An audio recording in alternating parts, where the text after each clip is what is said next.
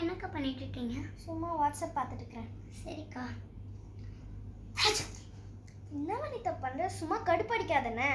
சரிக்கா. இப்போதானே வனிதா சொன்னேன் இந்த மாதிரிலாம் பண்ண வேணான்னு. சாரிக்கா.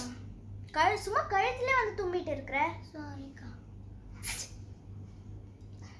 என்ன இந்த பிராங்க் சக்சஸ்ஃபுல்லா ஒர்க் ஆயிடுச்சு.